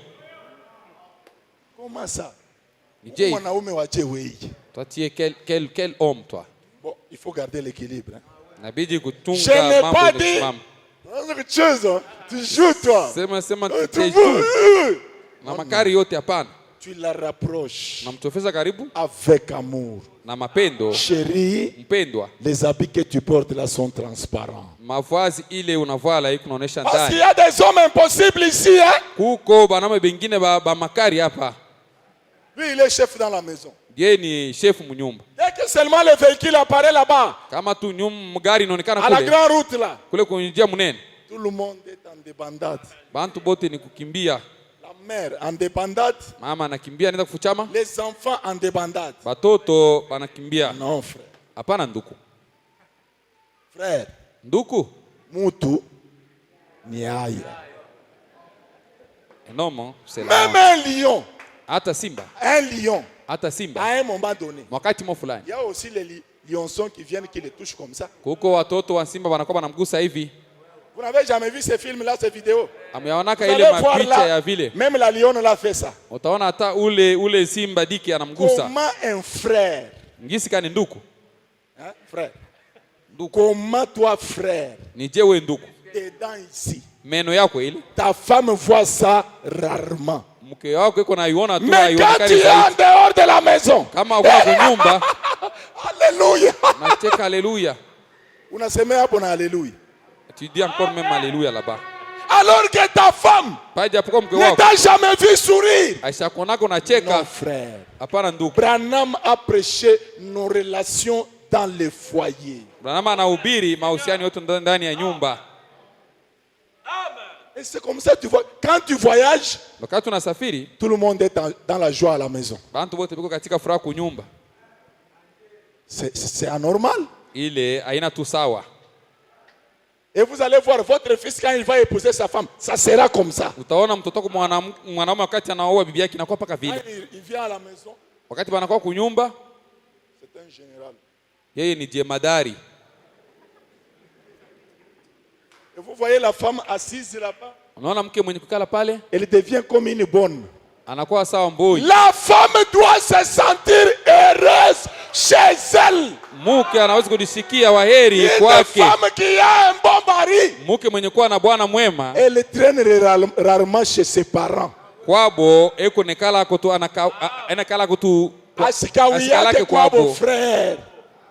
Acha tu ni fanzi mama acha nenda nikaone sheri wangu. Maman, laissez-moi que j'aille voir mon mari. Mais quand elle sait que Kama anajua ya kwamba il y a Tarzan à la maison. kunyumba kule kuko Tarzan, Frère mutu ni haya. mon frère, un homme c'est la honte quand même. Bibi haina kikolopo. Ta femme, ce n'est pas une... Une femme c'est une partie de toi. Mke wako ni kipande kyako. Tu l'as fait souffrir pourquoi? Kuna mteso juu ya nini? Nyama wewe. Nyama wei. Pa maskini. Est-ce que Maskini. muna makuta kwenu mwe? Mnaweza kuuza motoka kule kwenu? Chez vous là, est-ce que vous avez de l'argent? Vous pouvez payer quand même un véhicule. Tu oublies que ce que tu fais ça. Unasema kwamba kile unafanya hivi, Dans quelques secondes, Dieu peut le rendre poussière comme c'était la poussière. dakika chache Mungu anaweza kuifanya mavumbi, sasa hivi ilikuwa ni mavumbi. Un homme Mtu doit être capable de parler à sa femme. anapaswa kuwa anawezaje kuambia mke wake, Laissez sa femme s'asseoir là, fumer des cigarettes, marchant, faisant des choses. kuacha mke wake anikala pale anafuta tumbako, anatembea anafanya Branham mabitu. dit- Branham anasema, Que deviendront les enfants? batoto batakuyaka je? Que deviendront les enfants? Batoto batakuwa je? Ne vous en faites pas que le communisme nous frappe. Mshangaika pana communist banatupika. Nous nous sommes frappés nous-mêmes. Sisi benyewe tunalipika. C'est la dépravation de nos propres mœurs. Yeye ni kuangaika kwa mazoezi yetu. Et par où cela a-t-il commencé? Bile bilianziaka wapi? C'est par le relâchement de l'évangile à la Ni chair. kuachiliwa kwa injili kumimbali. C'est par là que cela a commencé. Bile bilianzia pale Avec des prédicateurs efféminés, pamoja na bahubiri saa biluma bikazi. sans assez de baptême du Saint-Esprit, Abakupate ubatizo wa Dans Roho leur Mtakatifu manafsi yabo. pour se tenir debout Ndio kusimama et bwili. proclamer la parole de Dieu. Kutangaza neno la Mungu. C'est quel évangile ça? Ni injili ya namna gani hii? Les choses là de la forêt que tu nous amènes nous ici. Nous sommes modernisés. Kule kwenu mapori. Qui t'a dit qu'il y a un message de village et un message de la ville? Na nakwambia sema kuko ujumbe ya kupori na ya mudi ya mtown. Il doit y avoir quelqu'un ici Unapaswa kwa qui mtu vous mmoja dit un anakwambia homme ne doit pas prendre sa femme comme un torchon. bwana siwezi kubeba mke wake sawa Et kitoloko une hapa. femme doit être obéissante à son mari. Mke anapaswa kuwa mtiifu kwa bwana yake. Il y a des sœurs ici. Kuko badada bingine hapa. Elles s'appellent même sœurs. Anajiita hata ni dada. Branham dit toute sœur n'est pas sœur. Mama anasema badada bote bana badada. Frère, usicheze. Frère, ne te joue pas. Ni message hii ndio unaona natufanya hivi. C'est le message ici qui nous a fait. Usichezake bibunu vyangu viko paka hapa karibu. Moi, je ne joue pas. Je vais te donner des coups. Sœur Kibunu.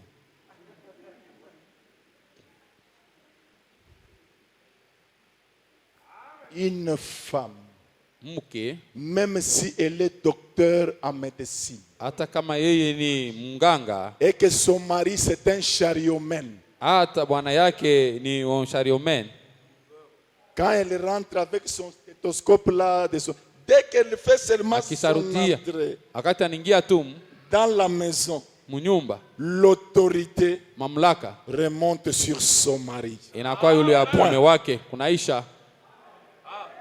Même si elle est femme d'affaires. Hata kama yeye ni mwanamke mfanyabiashara.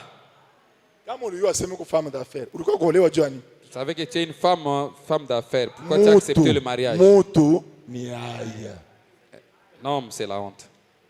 Ouais, on a sema kwa femme d'affaires. Tu sais très bien que tu es une femme d'affaires. Non, moi, on ne se joue pas de moi.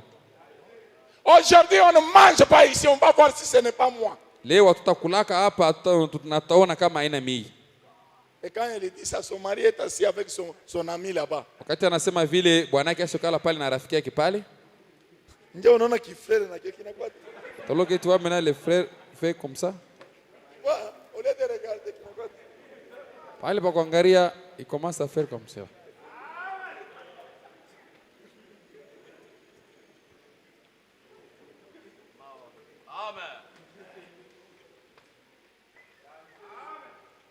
C'est à cause du relâchement de l'évangile à la chair. C'est par là que ça a commencé. Avec des prédicateurs efféminés. Sans assez de baptême de Saint-Esprit. Pour se tenir derrière la chair et proclamer la parole de Dieu. Ne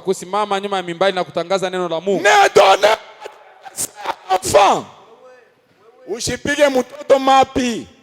À cause de la délinquance juvénile, donnez les fessées aux parents.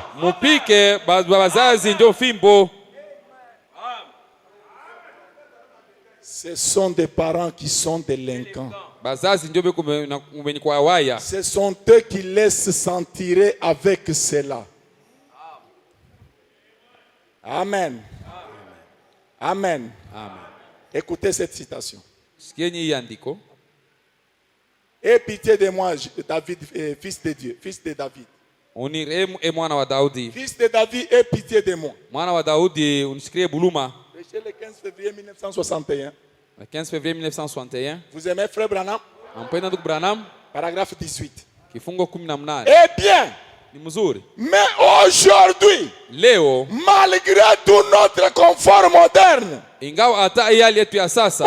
de lire la Bible aux enfants, nous allumons la télévision et laissons les enfants regarder quelque chose qui ne leur convient même pas de regarder.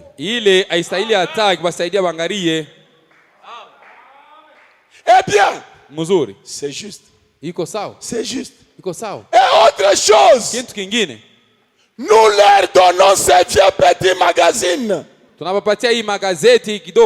bandes dessinées et ces vieux petits livres de contes pris dans la table des cheminées. Les vieux livres, les petits livres de contes, et qui ne devraient même pas être vendus pour en faire du bois de chauffage. Et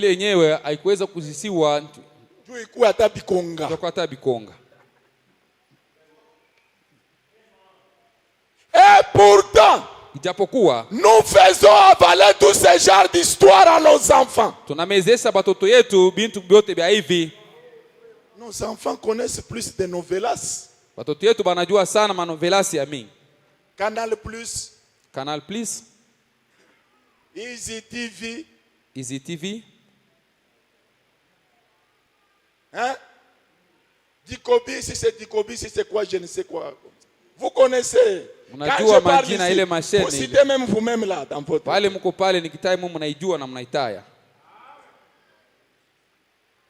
Les histoires d'émancipation sont pleines dans nos maisons. Les histoires d'Ensembela sont pleines dans nos maisons.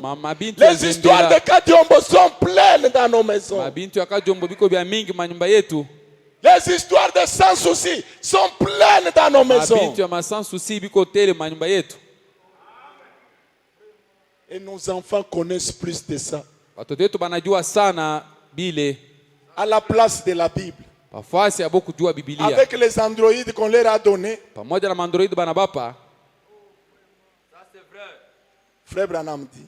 Mama anasema. Nous avons tout. Tuko na vyote. Il dit. Anasema. Eh bien. Ni mzuri. Un Américain. Mkaji wa Amerika. Je parie que presque chaque garçon en Amérique peut vous dire qui était David Crockett. Kila kiana hapa kwa Amerika anaweza kuniambia David Crockett alikuwa ni nani?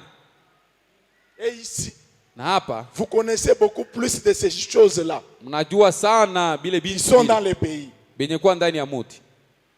Mais j'imagine minawaza qu'il n'y en a pas un tiers qui puisse vous dire qui est Jésus-Christ. Hakuna hata kipande ya batoto patatu itamwambia sema Yesu Kristo ni nani. Pas un tiers. Hata kipande moja patatu ya batoto. Ils connaissent plus de journaux, plus de ceci, banajua plus sana magazeti na habari na bile. Serisha kwanza seri. Serisha kwanza. Serisha kwanza seri. Anaacha na sombe kuna lungula. Anaacha sombe na lungula. Maman fait ça. Que deviendront les enfants? Mama anafanya vile. Papa fait ça. Baba que deviendront les enfants? Batoto sasa batakuwa je? Oh, c'est juste. Iko sawa. Les cowboys masqués. Cowboy masqué. Feuilleton télévisé américain. Ou quelqu'un de ce genre ou vedette de cinéma. Awastar benye kufanya masinema. Ils en savent tout là-dessus. Parce que c'est ce qui est placé devant eux. Et la Bible, elle est le livre qui est mis de côté. Nos enfants n'ont même pas de Bible. Ils n'en ont pas. Mais ils ont un téléphone Android. De 50, 60 dollars, 100 dollars. Alors que la Bible coûte, c'est pas 15 000 francs.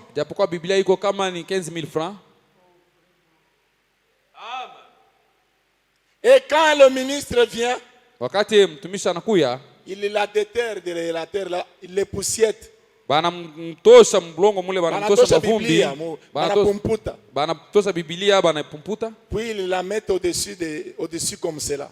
Kisha banaika yulu kama vile on ne la lit jamais. Abaisome kama. Est-ce que je parle à une église qui suit? Nasema na kanisa iko nafuata. On ne la lit jamais. Abaisome kama. Ce dont nous avons besoin aujourd'hui, kile tunahitaji leo, c'est de nouveau des braves mères à l'ancienne mode. Ni ba mama bashujaa mahali ya kale. Qui ramèneront leurs enfants à la prière. La prière en famille. N'oublie pas la prière en famille. Jésus veut te trouver là-bas.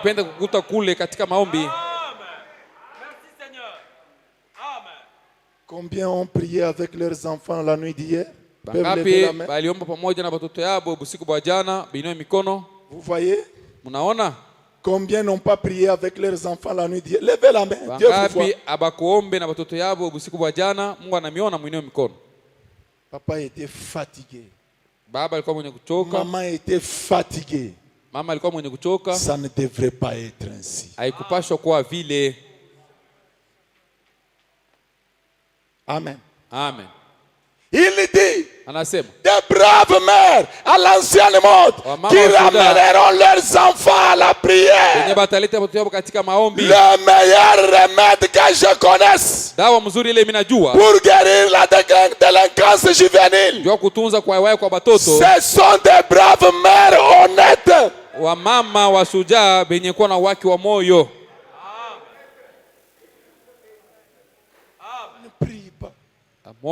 Branham dit la prière c'est aussi la responsabilité de l'église. Mettons-nous debout.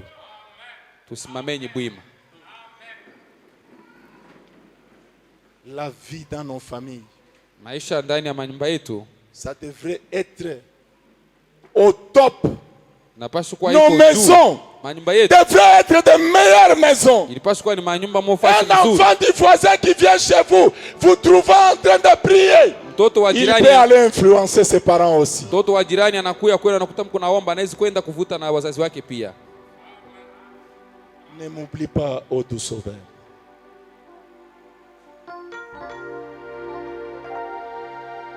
Des bons parents qui peuvent élever l'enfant dans la foi de Dieu. Des bons parents qui peuvent montrer à leurs enfants la Bible. Qui peuvent parler à leurs enfants du prophète de l'âge. La prière a quitté nos familles. Et quand la prière quitte nos familles, nos foyers, nous devenons cibles pour l'ennemi. Nos enfants ne lisent pas la Bible. Nos enfants ne prient pas avec nous. La délinquance des enfants est due à la délinquance des parents. Et la délinquance des parents est due à la délinquance de la chair.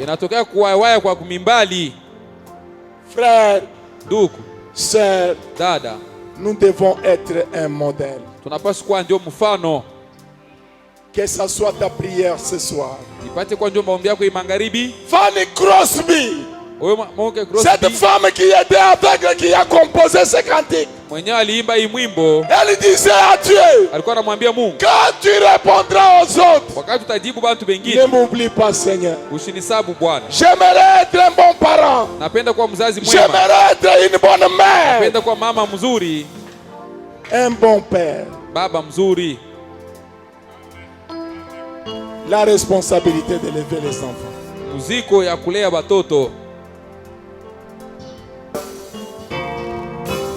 Ne m'oublie pas, oh douce, oh Sauveur Jésus, écoute ma voix, Seigneur. Écoute ma voix, Seigneur. Je n'aimerais pas être une fille désobéissante. Je n'aimerais pas être un garçon désobéissant. Oh Seigneur, ne m'oublie pas. Ne m'oublie pas, papa. Je me tiens devant toi.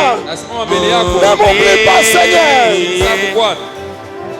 Oh gentil Sauveur,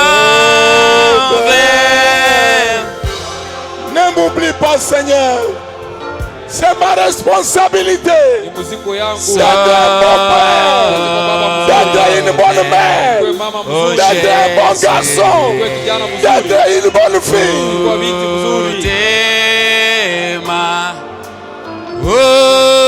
Écoutez ma voix.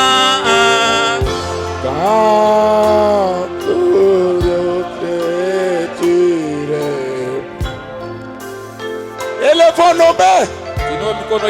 Parlons à Dieu. Que chacun parle à Dieu. Parle à Dieu, mon frère. Parle à Dieu, ma soeur. Lève ta main. Seigneur, aide-moi. J'aimerais être un bon père, un père responsable, une mère responsable. J'ai été un délinquant, Seigneur. J'ai été un délinquant, Seigneur. Je n'avais pas de position. Ce soir, j'aimerais trouver ma position, Seigneur. Prions tous le Seigneur.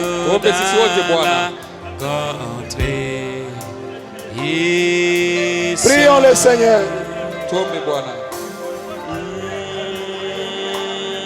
Prions le Seigneur, ne sois pas distrait.